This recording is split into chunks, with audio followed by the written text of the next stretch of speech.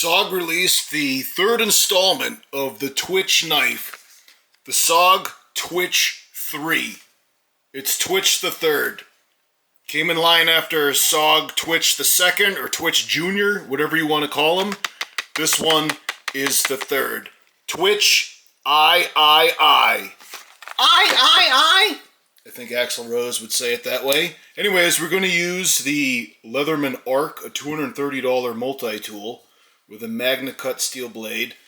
That will open the Twitch 3, and we're going to be very careful opening this because I'll explain later on why I'm going to be putting this knife back into this blister pack if I can.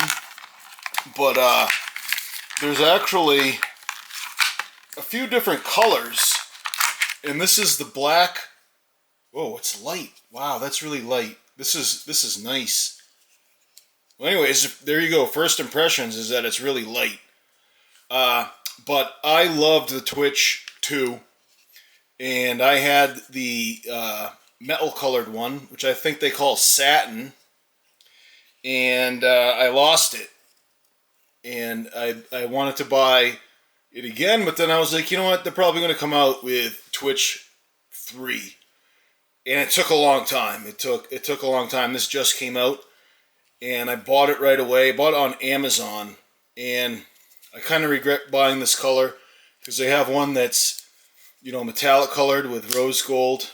Ooh, that opened smoothly. That was a beautiful open right there. Did you guys see that? Let's see it again. What I loved about the Twitch 2 is they're flipping that open. Flipping the knife open with a little finger flip.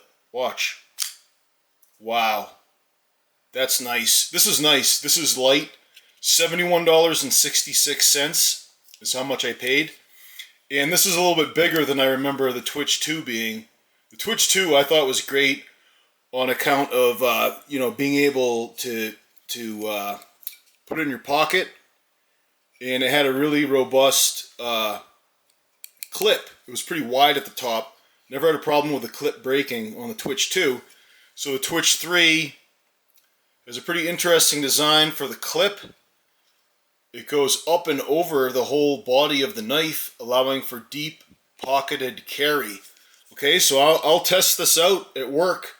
Those of you who subscribe to my channel know how brutally I test the watches that I wear, because I work in the oil field. So as you can imagine, I torture test things really well. And this Twitch the third, Twitch III, will be getting it. And my other Twitch had like a safety lock, and I think that this is it. Oh, there you go. So there's a bigger piece that slides to lock the knife shut.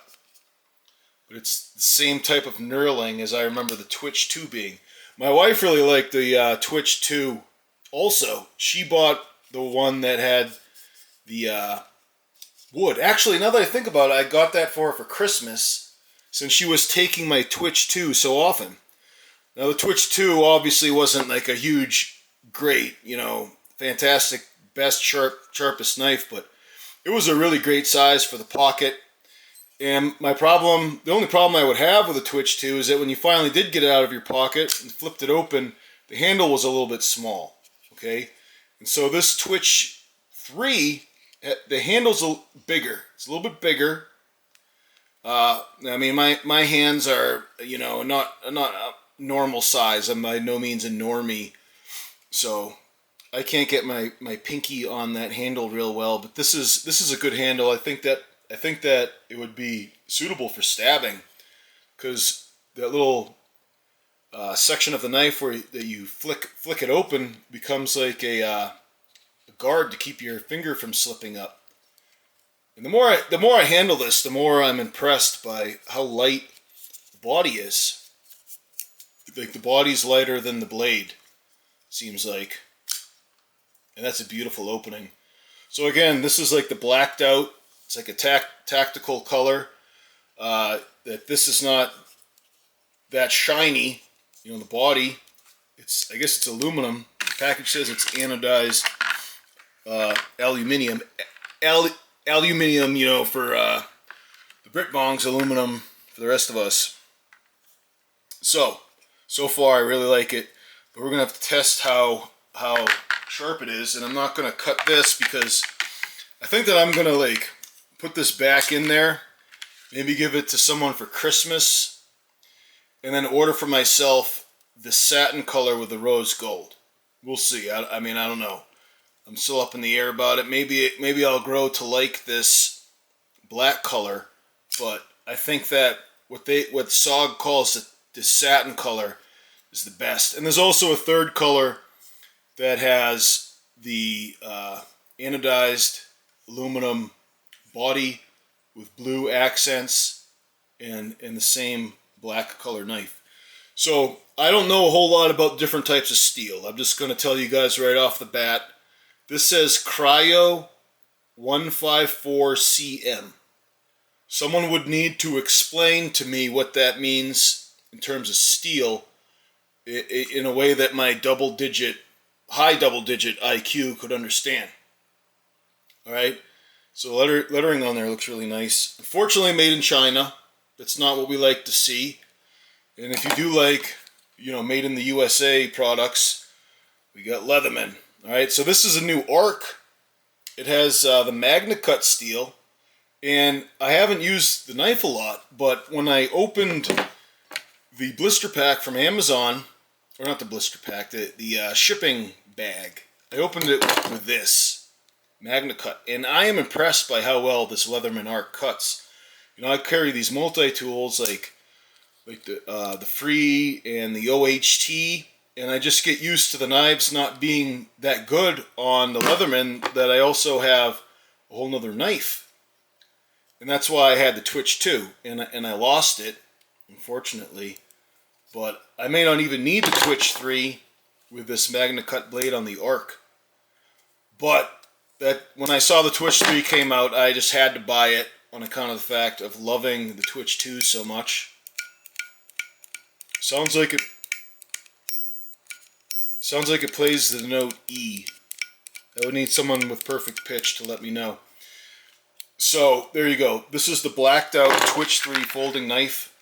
Obviously, I'll be torch testing it.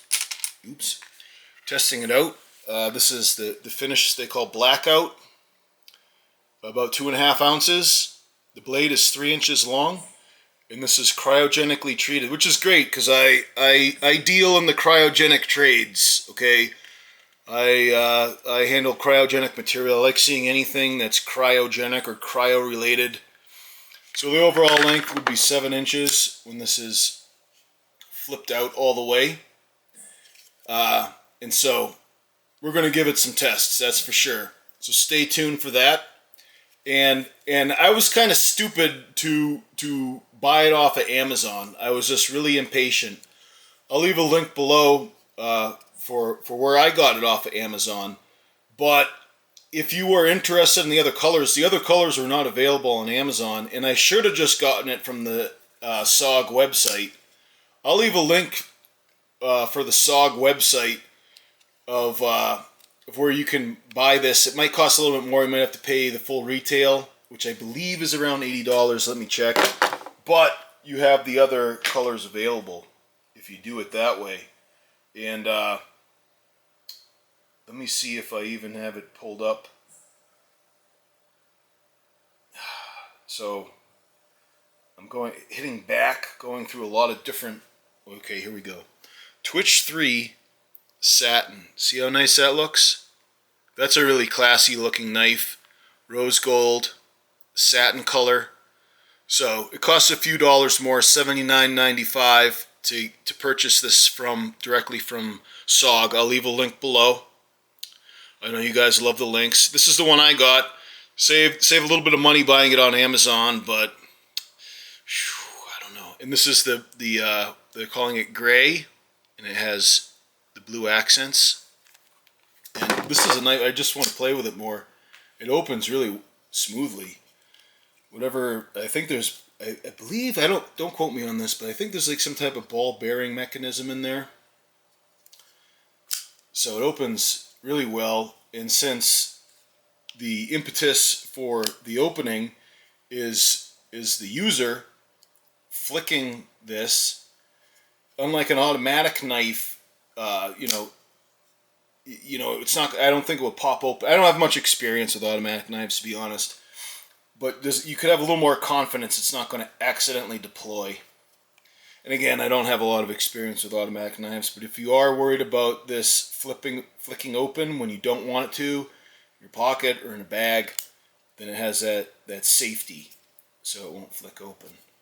So there you go. This is the third installment of the SOG Twitch series, the third, and it kind of reminds me of trilogies. You know, I'm from the 80s. Do you remember all the 80s movie trilogies they had? Like I think the best one was probably Back to the Future. So this is Back to the Future 3, the Twitch 3. It's like the knife of the future. Really cool. And we're in the future. We're in the future right now, guys. I don't know if you know that. And there was another almost trilogy. It was the Ghostbusters. They had Ghostbusters 1 and 2. They never made 3, which was too bad. And then, of course, how many of you remember the rumor in the 80s that they were going to make Spaceballs 3, The Search for 2? I wish that movie had been made. That would have been a laugh riot. Anyways, I'm Jim Kincaid. Thanks for watching.